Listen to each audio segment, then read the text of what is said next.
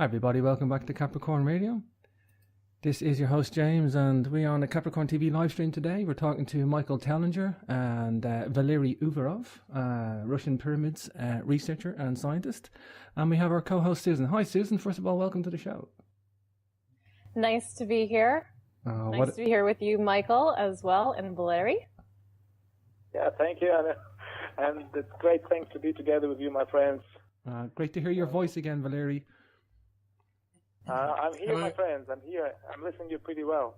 Okay. Valery is in France at the moment, going to be speaking at a conference tomorrow, and I have, at the last minute, dragged him on the call because today we're going to talk about the Bosnian pyramids, among a few other things. I think let's kick it off with Michael. Michael, great to see you back again at the Bosnian pyramids. I think we first met there, I think it was in Sarajevo, and what a fascinating place to meet. Again, see you back there again. I missed it. I was in Mexico. I had a good excuse, but great to see you back with Valery as well. Michael, what do you think of the Bosnian pyramids? Now that you've had a bit more time there to come back again and see it again and soak it up, tell me your sentiment of the place. What do you feel? What do you sense? Thanks very much, James. Lovely to be speaking to you. And Susan, thank you very much for inviting me onto this platform. Lovely to be speaking to both of you.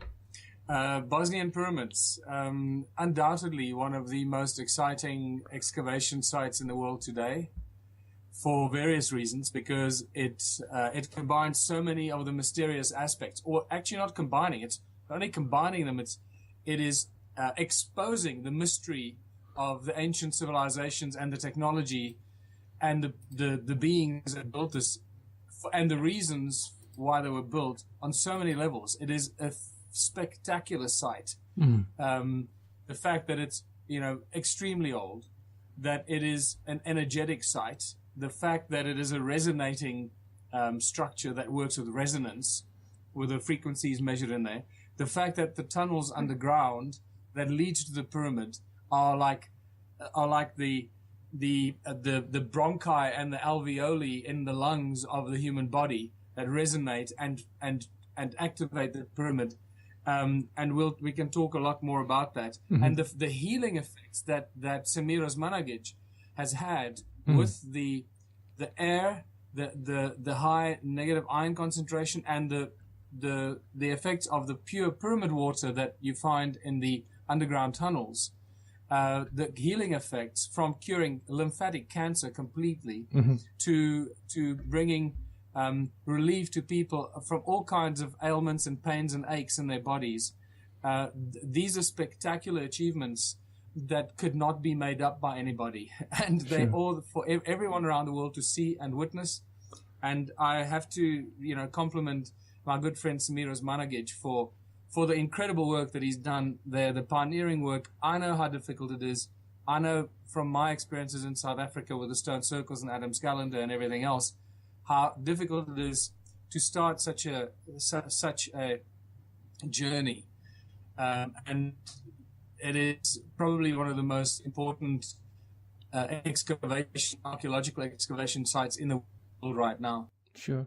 Of course, I think there's a comparison there with yourself and Dr. Sam. You guys have been lone voices for a long time, trying to bring attention to obscure sites, and thank God you have done. So pioneers in that, right? Dr. Valery Uvarov, great to hear you again, my friend. Maybe you want to comment on the healing properties of the water there, or the pyramid, its effects. I know this is a big area of your research, and we talked about that before, Valery.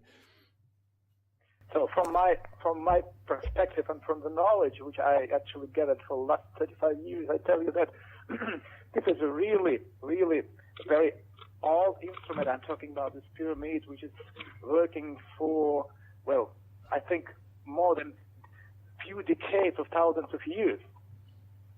And it's one of the most oldest pyramids. And this pyramid is active daily, and making a very special work and playing very special function for our planet. So, and being a very effective instrument,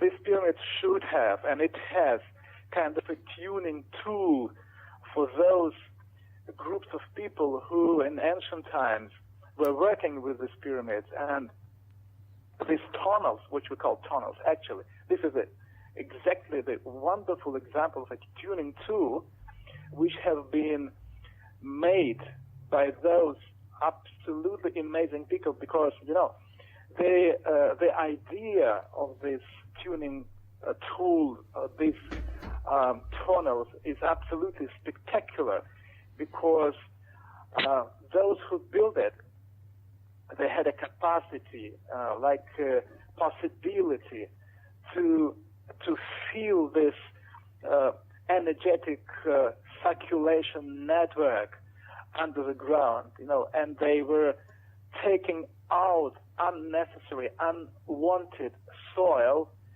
just going along this energetic skeleton of the system.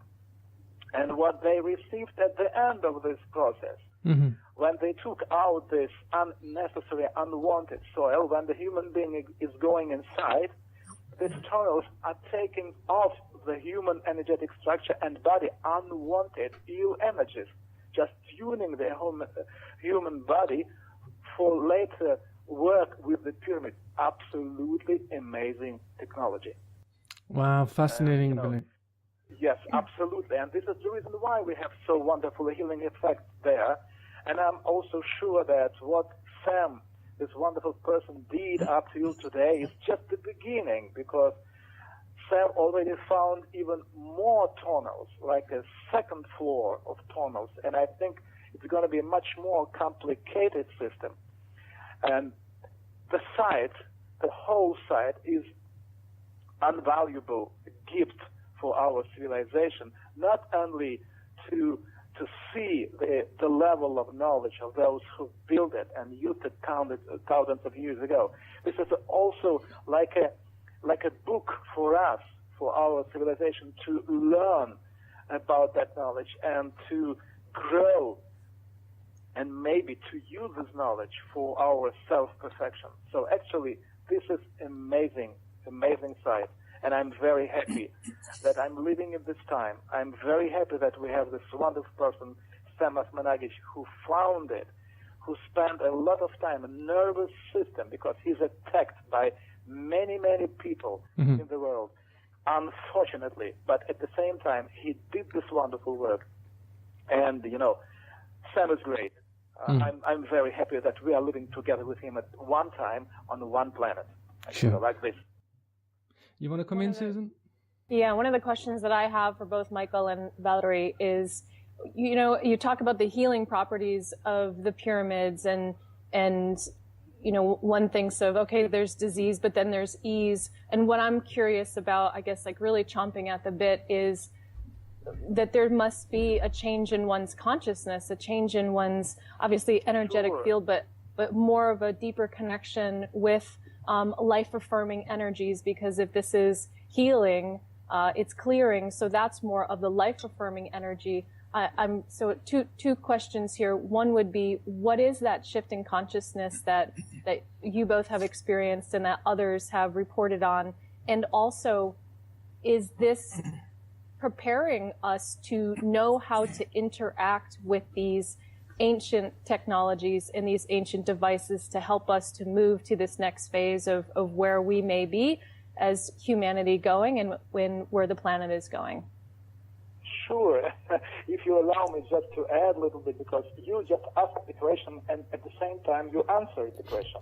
For sure. Sorry. And as long as this is a tuning tool, and the healing effects which are we describing right now, which are, well, very, very important, you know, and this is just the first step, because if we want to prepare our organism for the work with the pyramids, to get or to allow our energetic system and our consciousness to make a step on a higher level, we need to heal our organism. And this healing effect is kind of a self-healing effect.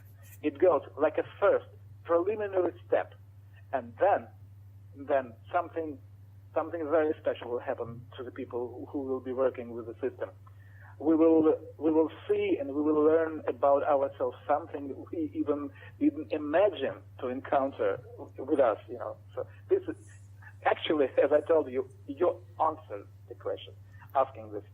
So it's like this. This is the system for perfection and preparation for the contact with a higher intelligence. You want to add to that, Michael?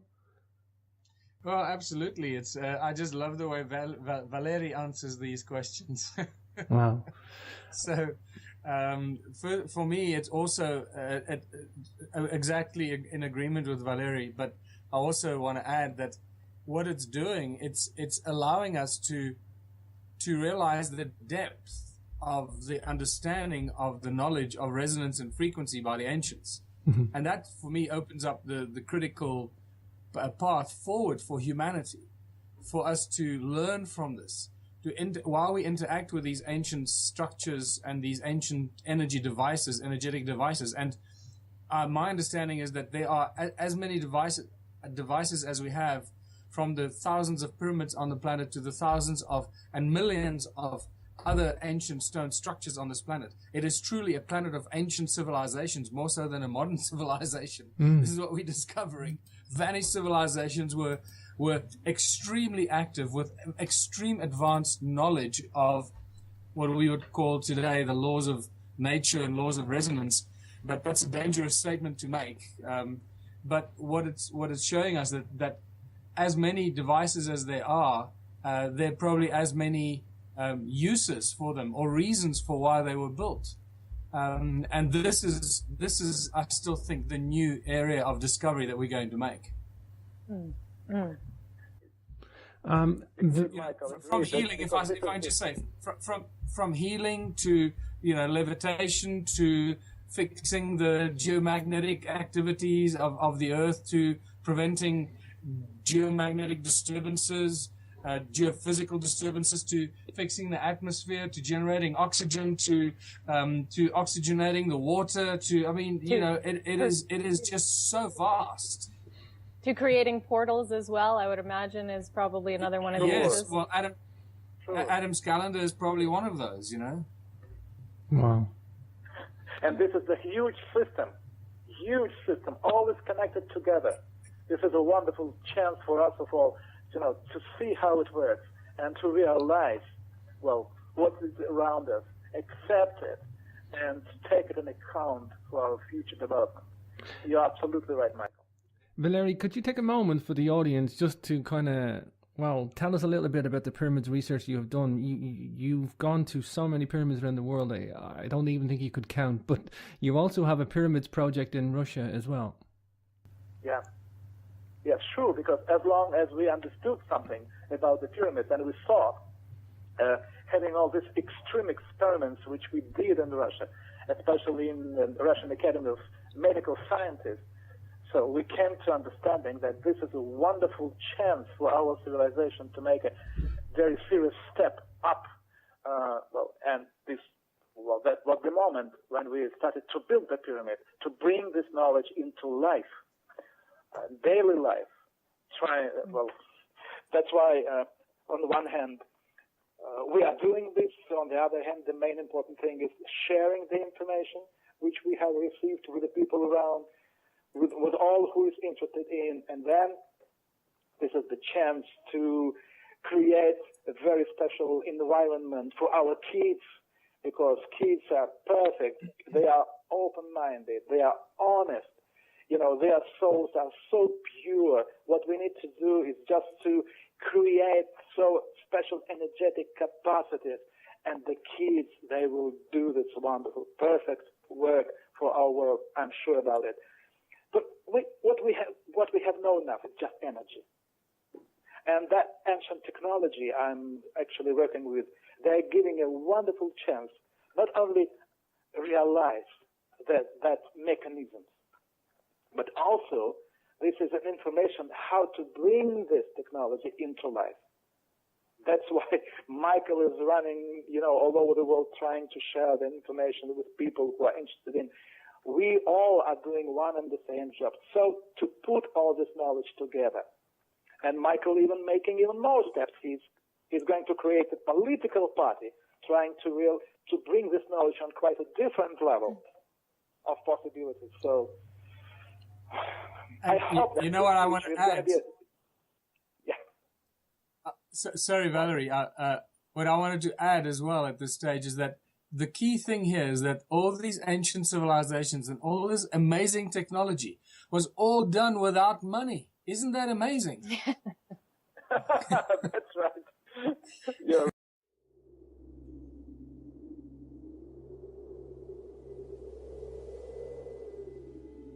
There is something majestic in the land of Ireland. This is known the world over. The Celtic Irish are descendants of the Tuatha De Danann, a mysterious, supernatural race of gods written about in ancient Irish Gaelic texts. This is the basis for all Irish mythology, and our megalithic ancestors are interlinked with these peoples. You have a chance to come and see these monuments and temples for yourself. The megalithic landscape is rich in the realms of myth, legend and wisdom.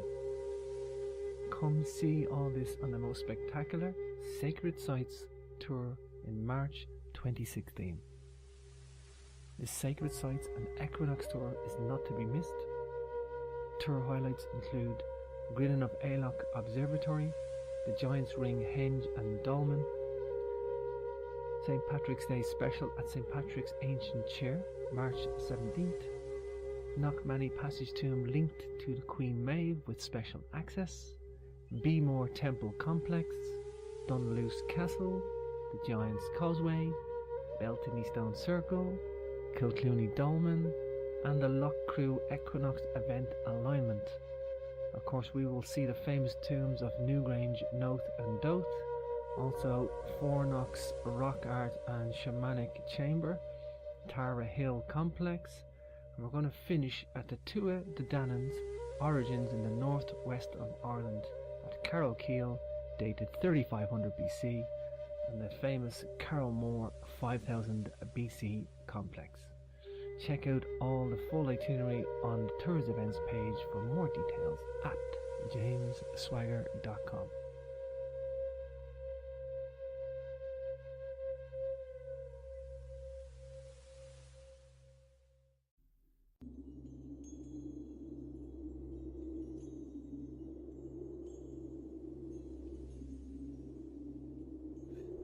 Rooms within rooms, right? And then you got the inner sanctum. You can see where this was probably covered over. This overlap here. It would have corbel vaulted and overlapped this chamber here. So this would have had a covering. This would have had a covering. And this is all just backfilled to make the mound over, which has been reduced down to nearly ground level.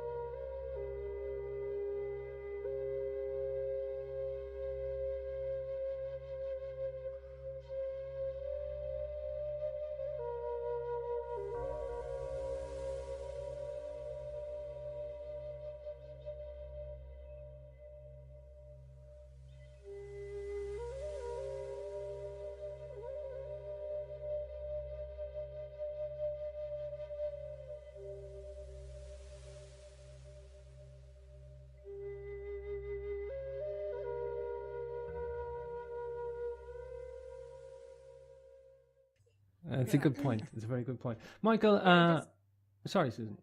No, go ahead.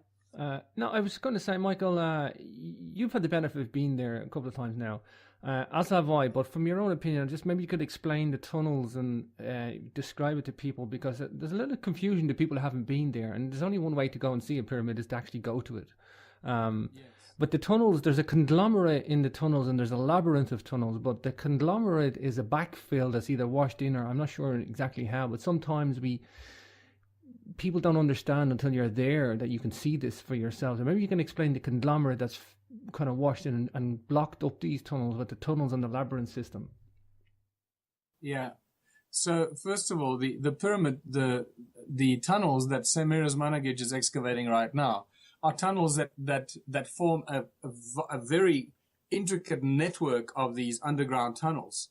And I think Valery can correct me, I think he's dug about 1,600 meters already, which is huge effort for an individual that is not funded by the government or any major funding corporations.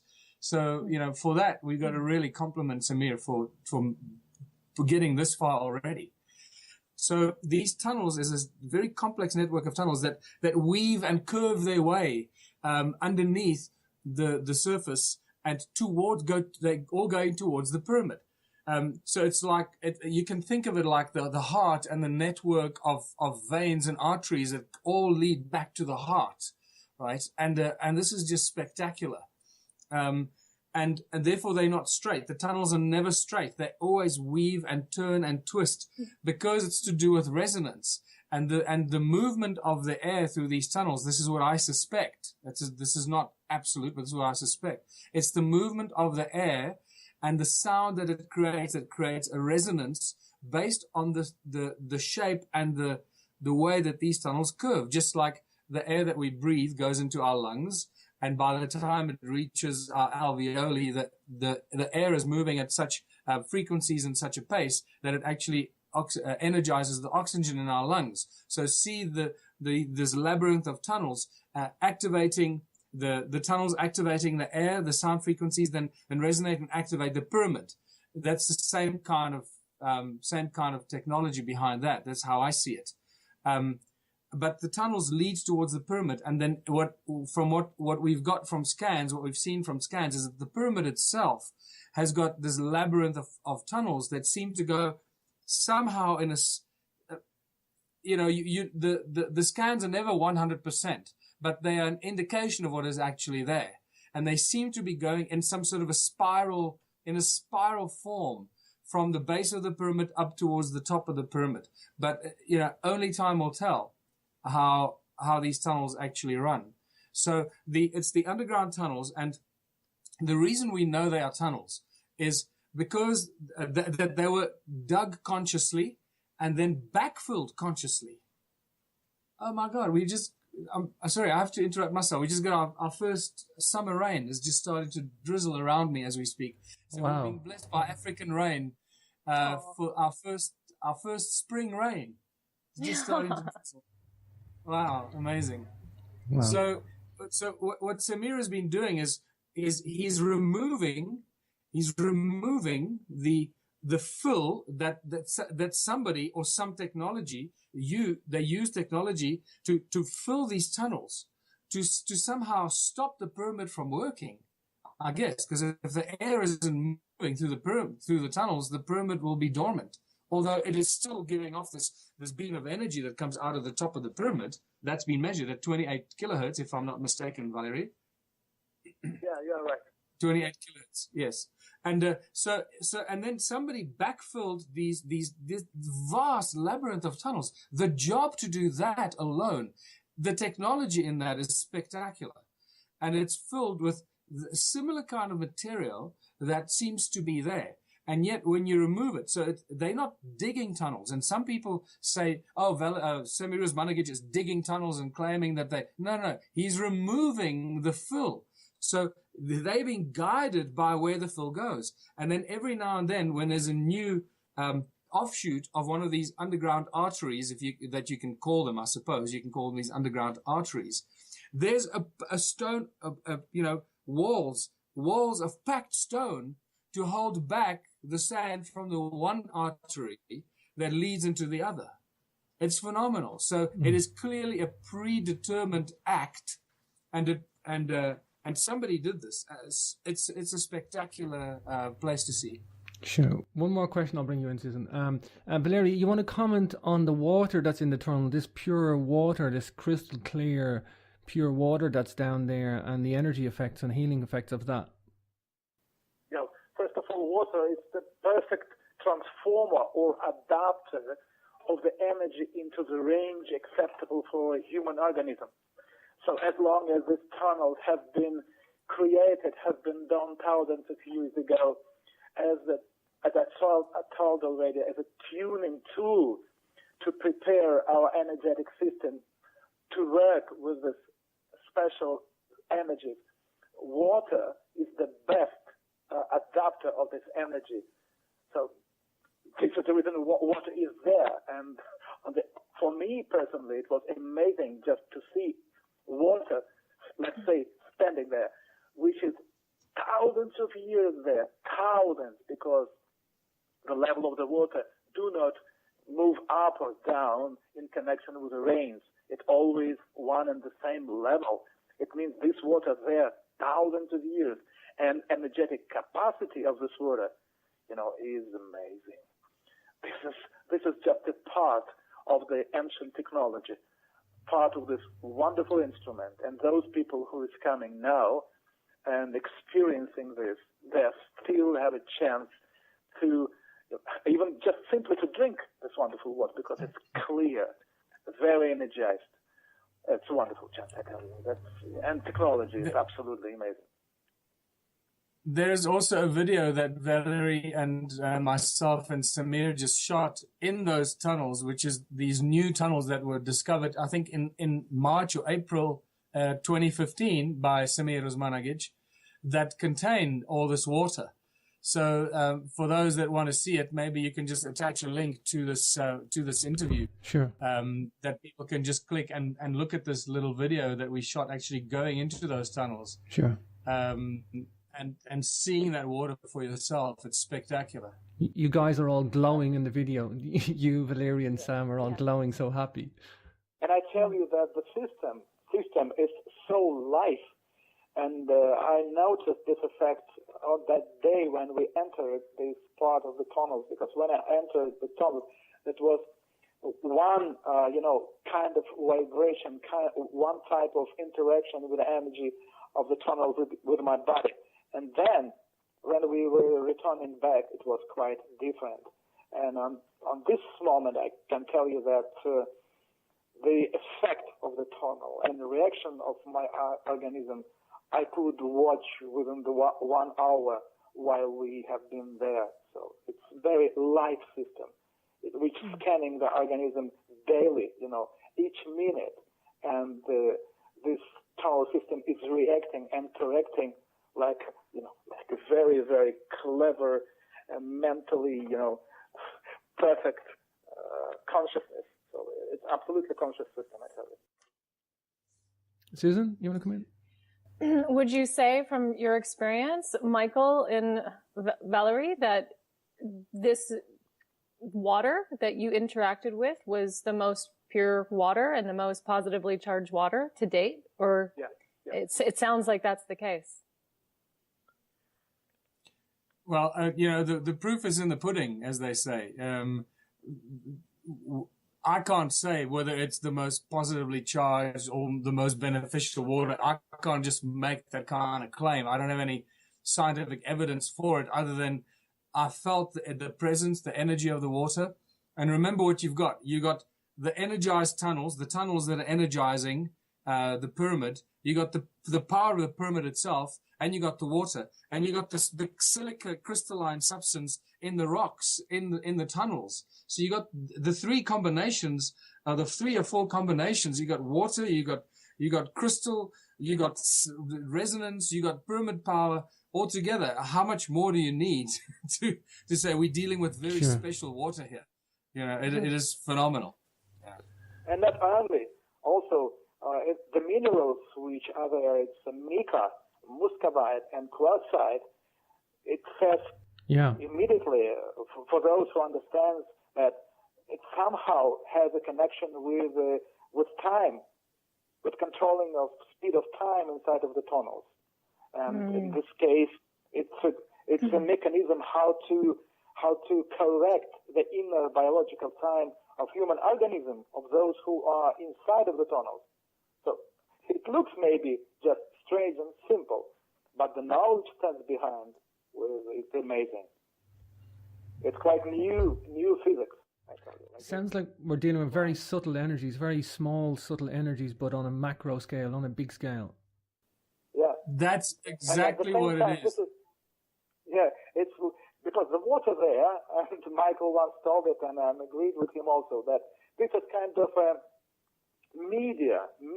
It's like media between one dimension and another, in our dimension. So through this water, the energy and information is moving between dimensions. So again, it's looking simple, but it's very complicated mechanism. This water thing is so important. I'm sure that both Susan and James know this already. Valery, obviously, but water is the divine substance of creation, and as Valery said, it is the medium that allows us to move between dimensions. Because first of all, it says in the Bible, the Spirit of God moved across the waters. Right? What does that mean? What the hell does it mean?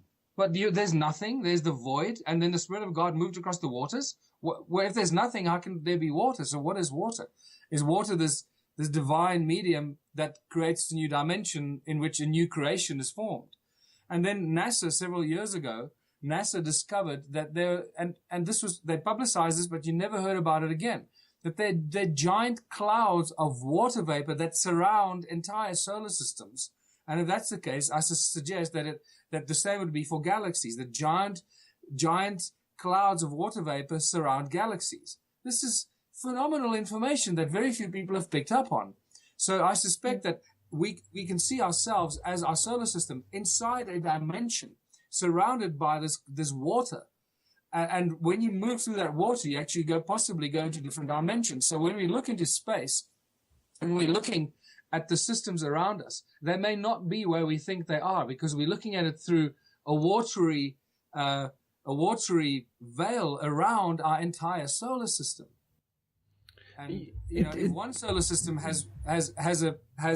is shrouded in a giant bubble of water or a sphere of water, that means that could be the said for all solar systems.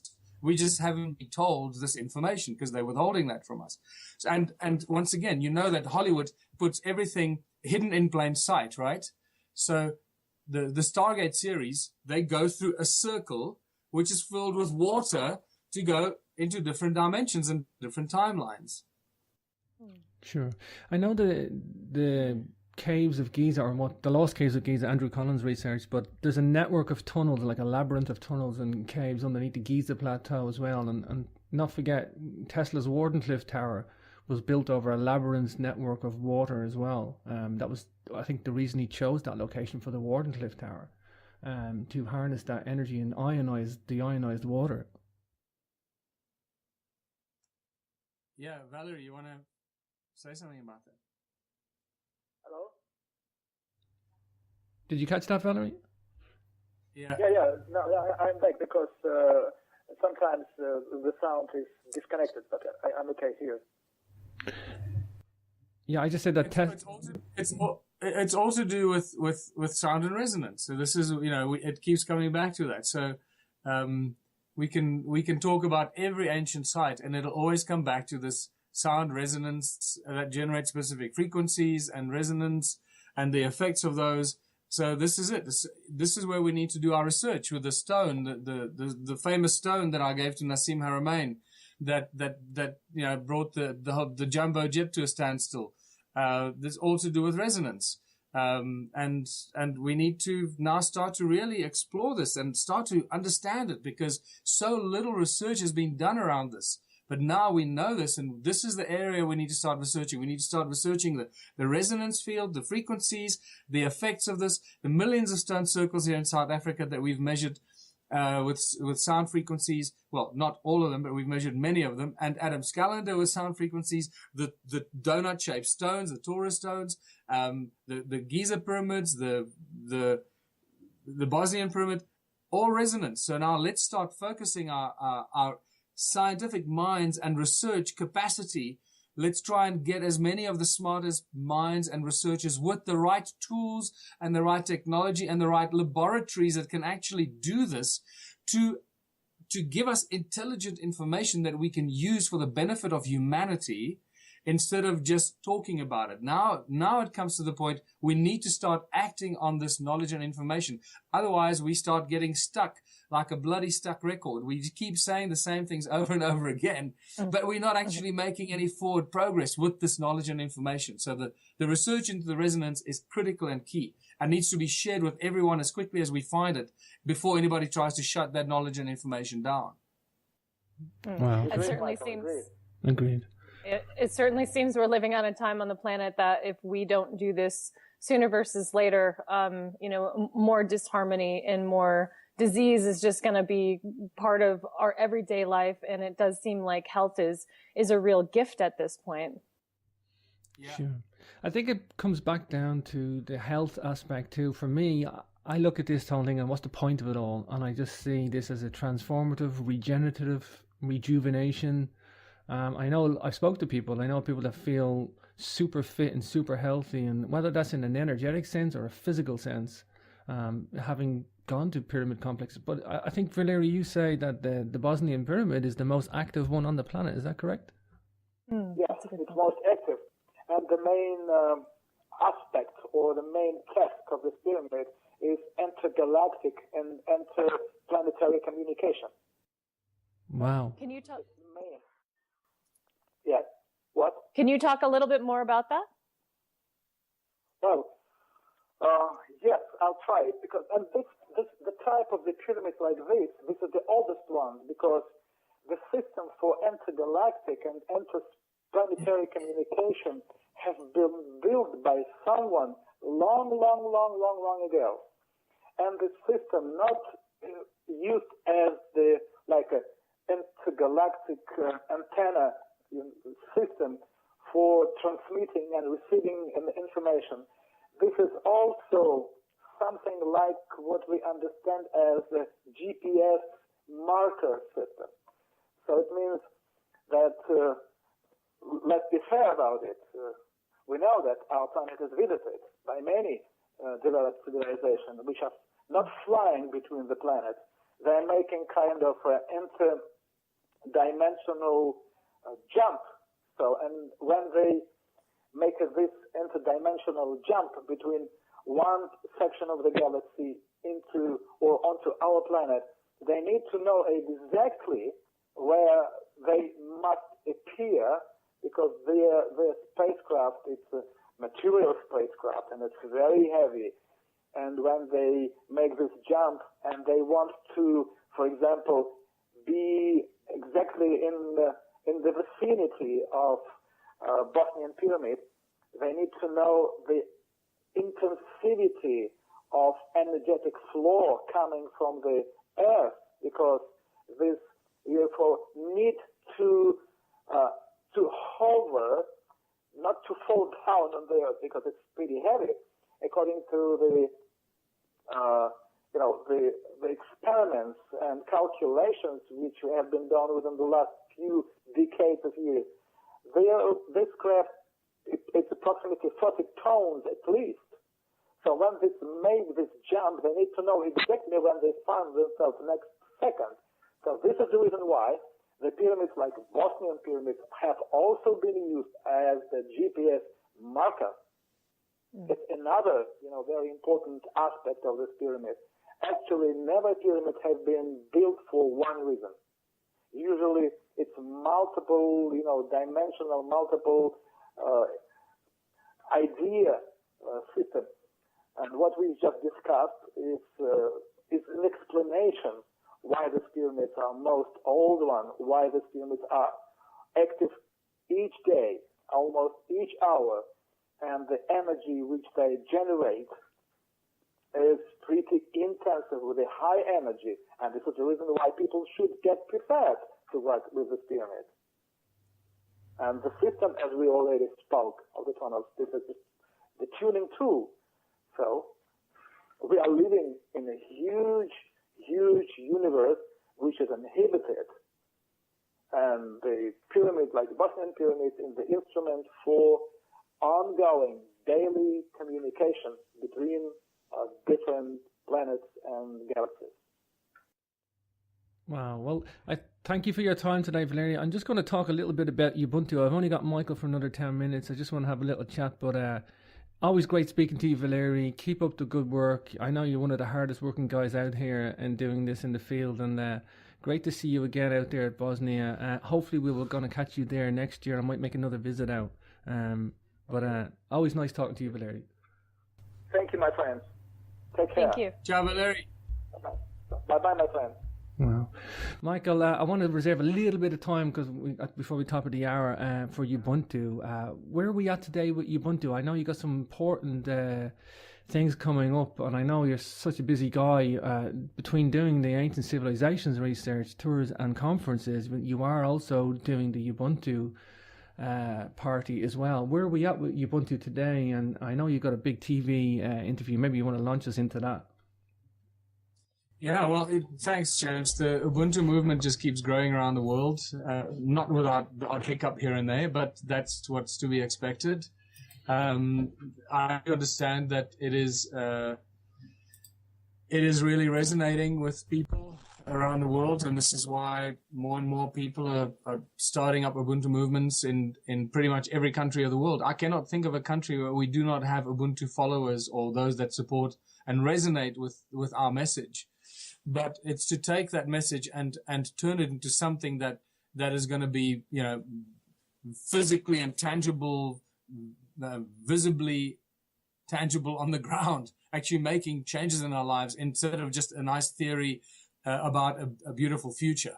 So this is where the Ubuntu party comes in, and the political party, and the combination between the philosophy, the community projects, the activation of the community projects that are driven by alternative energies and alternative healing and alternative growing of food and alternative technology for new materials, all that stuff, which is all connected to resonance, everything we've been talking about, sound and resonance and frequency and the knowledge of that. And then those grassroots community projects that will convert our communities into communities of abundance, but giving that the channel to be able to realize that on a political level, because as soon as we become successful and abundant in our community projects and start threatening the control of establishment, they'll probably try and do whatever they can to shut you down or make laws and rules that'll prevent you from growing food or collecting water or providing your own electricity, all these things. And we know, because this is already happening, where some countries can't have, you can't go off the grid. You have to use the electricity provided by the grid. I mean, what kind of nonsense is that? It's insane. Some countries you can't collect your own rainwater. Some states in the USA you're not allowed to do that, I believe. And so it's just insane, man. It's ridiculous. It's like, so this is what the Ubuntu Party is all about, making sure that these rights are given and taken by the people, for the people in their communities. So obviously this is a huge effort, and I'm just one guy. And for people out there that think that this is Ubuntu movement is this big movement with lots of people doing lots of things, no. Louise and I are doing everything. This is it. You're looking at the Ubuntu movement. We have to answer all our emails. We have to do all our funding. I have to travel around the world to do talks and earn money that way to bring it back to South Africa.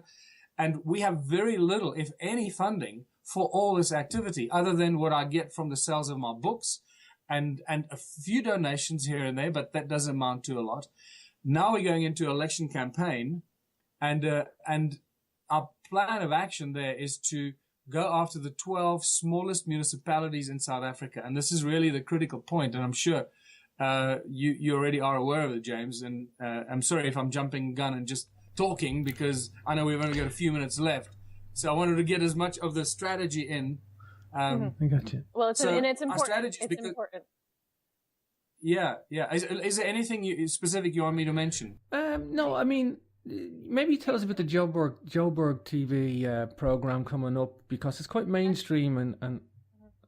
Can I jump in here? Because I think this might help like the viewers and Michael.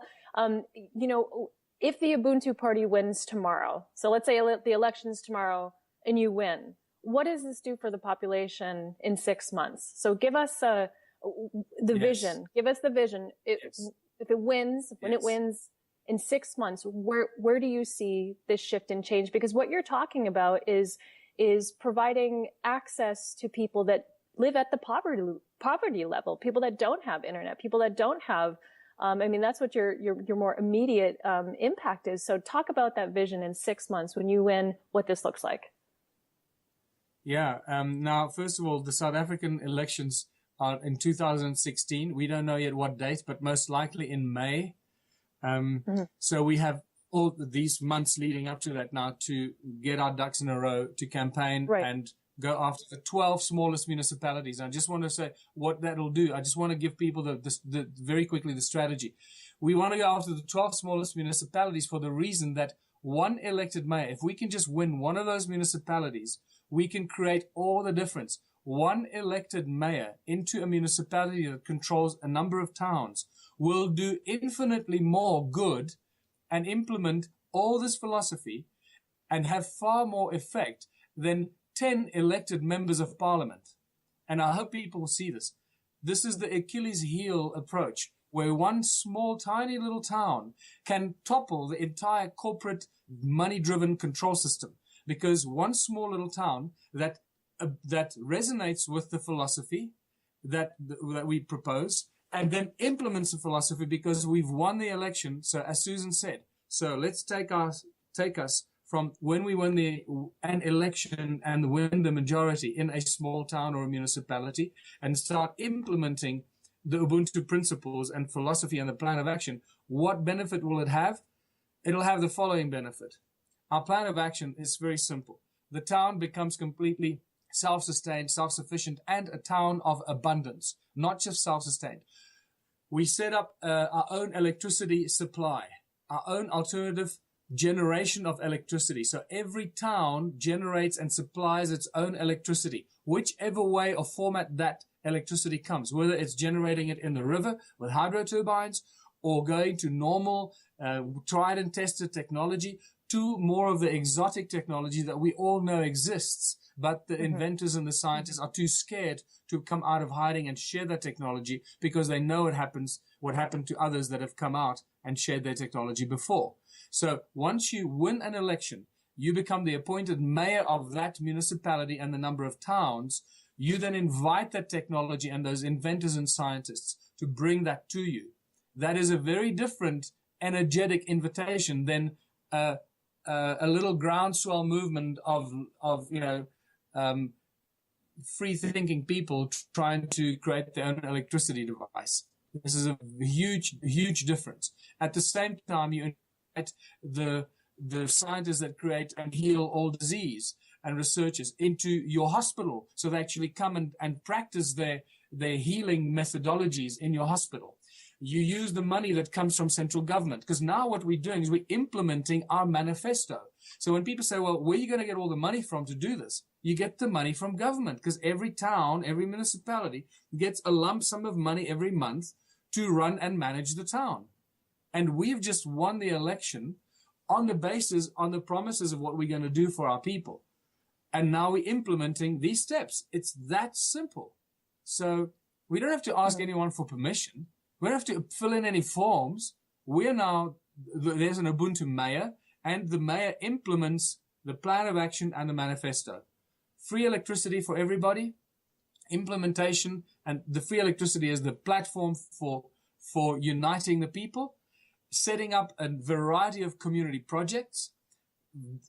We have about 25 community projects on our list, which includes the obvious stuff, bakery, dairy, wood factory, metal factory, growing food, purifying water, obviously the electricity, fish farm, mushroom farming, anything, all these things that you can imagine that'll benefit the community, making shoes, making fabrics, dyeing fabrics, anything you can imagine. As long as we get the capacity to do it in our town, we will do it. Set up those community projects. They are driven by the free electricity and the free labor, because in return for the free electricity, everybody in our town contributes 3 hours a week towards one of these community projects. Therein lies the abundance model, where we create many more times than what we need for ourselves. And everything becomes free to everyone in our community as long as we contribute our 3 hours a week. And the rest of the stuff we create gets then sold and made available to our neighboring communities. This collaborative and cooperative structure turns our town into a powerful labor force that no corporation or municipality can compete with. At the same time, it puts tremendous pressure on all the neighboring municipalities that are not yet following this philosophy. It puts pressure on their mayors and their leaders to do the same, because once we become successful and create this abundance for our entire community, everyone, all the people in the other communities will want the same. So the mayors will be forced with a decision. Do I do that? Do I implement the same, or do I get voted out through a vote of no confidence by my own people? So the energetic effect of us winning the elections in just one little small municipality, hopefully one out of the 12 smallest municipalities, because we can reach all the people in small municipalities with our message.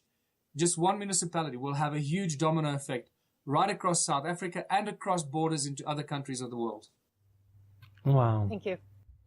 Yeah, Michael, just mentioned the Joburg TV program, because you're going to be deliberating with some of the big boys, as we would call them. But how do you see that going, Michael? I'm just glad to see you on the same stage as these people, because you've got a different message, and these guys I don't think they're going to handle you too good, Michael. No, they don't handle me too good. It's always bad for them. It always makes them look very, very bad, because you know what these politicians are all about. It's always the same BS. We'll create budgets, we'll cut here and make more money available there. And it's the same BS over and over again. And none of them are even aware of what money is, where it comes from, who creates it, who controls it, how they control our governments. They're not aware of it. They're just these ignorant people that have, maybe some of them entered politics to do good, but then they get sucked into their own political agenda and just spew forth the BS. So tomorrow, which is Thursday, what is the date? The 15th of October, I'll be live. So it's live, so they can't edit it and change what I say. I'll be live. Always a good thing. Two major political parties in South Africa, and it's a CNN affiliate, believe it or not. It's called Love World SAT News. And the producer of the show desperately wants me live with these other political parties, because she wants me to confront them, not confront them, to basically debate people that there are options, that what they say is not necessarily the way forward. Wow, well, I look forward to that. I actually have a TV system where I can get South African TV on my system, but unfortunately I'm going to be in London at Graham Hancock's live event for his book launch, but I'm going to get somebody to record that for me, Michael, because I just want to get a copy of it. It'd be interesting to see that. And next Thursday I'm going to be on again on my own, so the whole half hour is just going to be about Ubuntu Party and our philosophy. So this is huge. So tomorrow is just an introduction, and then next Thursday it's going to be myself. So I think this is a big step into mainstream television for us. And that's necessity. I just know that from the UK, Michael. I call it the two-party dictatorship: the Reds against the Blues, or the Liberals against the Democrat. I don't even know what the whole Democrat-Republican thing, or the whole Tories versus Labour. And it's like there only is two. It's a two-horse race, and they're both fighting for the same person. It's like bizarre. It's like, and then they think they're throwing curveball questions. So, what is your stance on the National Health Bill? And I said, really? Stance on the National Health Bill? Well, let's first have a look. Why do we need a National Health Bill? And what does that mean? It means that it's controlled and restricted by the amount of money we have. So let's first deal with the problem. The problem is money. Let's get rid of the money problem and say, why don't we have the best technology, the best doctors, and the best healing modalities that money can never buy by simply removing the money? So if we get rid of the bankers that control our government and create money, make money available for the people by the people as the first interim step, we print as much money as is necessary to create the public works, to get the scientists to develop the technology that gets shared with everybody in our country, create the healing scientists that creates the healing modalities that get implemented in the hospitals immediately. So what part of the bill do you want me to support? We don't support any of the health bill because we don't need to support it. We'll have hospitals with the best technology, with the best doctors, where nobody will have to pay any money, because we don't need money to heal people. We need the will of the people and the technology that we present and provide. So we don't support the health bill at all. We'll create a whole new reality, a whole new alternative that the health bill doesn't even come close to addressing. So this is how you completely blow the other political parties out of the water, because they'll argue and squabble about where they're going to find the money, where they're going to cut this and more tax and all this. And we come from a completely different perspective to say we're actually going to shut down the Reserve Bank, prosecute the directors for crimes against humanity, and create a whole new alternative where money is not the tool of restriction. It is the interim tool as a people's bank that makes the money available, any amount of money, as long as it creates liberates people and provides the research and the technology and the public works and the community projects.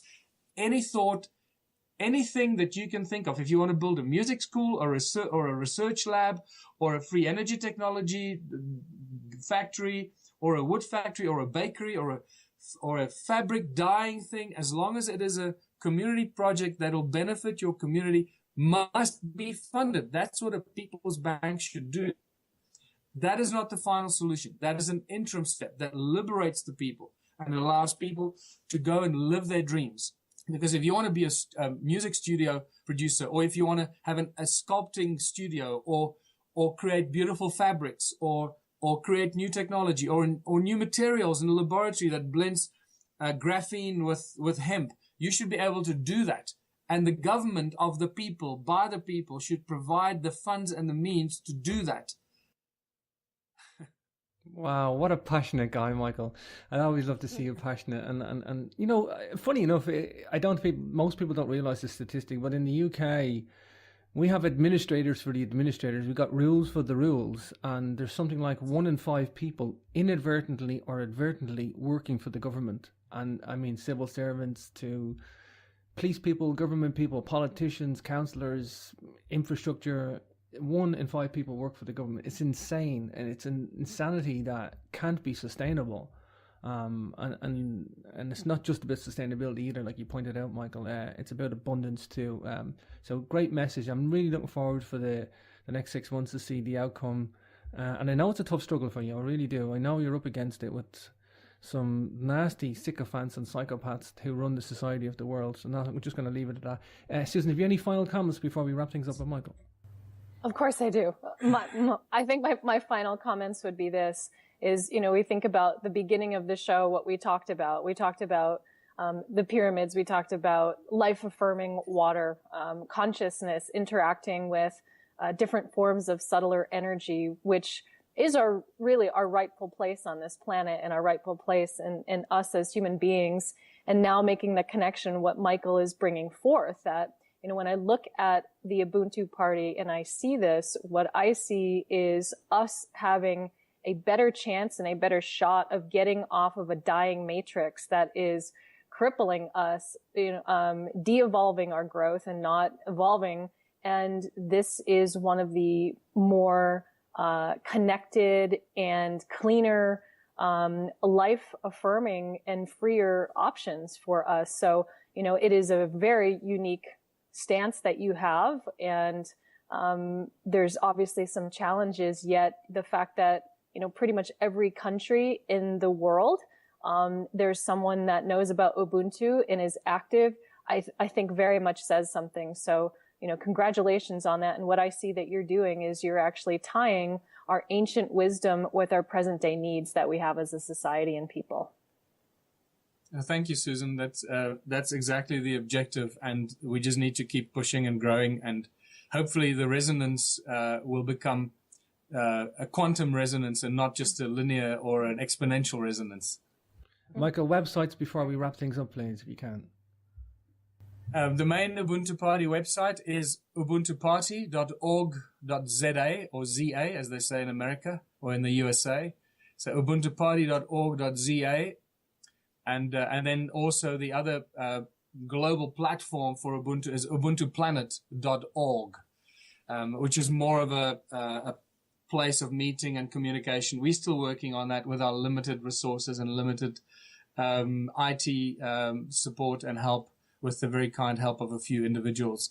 So it's growing as quickly as we can to our best of our abilities, but just join us. And for those people that live in privileged societies or that can afford a few dollars every month, please make a donation, because without the financial support going into these elections, it's going to be very tough. And I spend every cent I make on my book sales, on everything I do goes directly into this movement.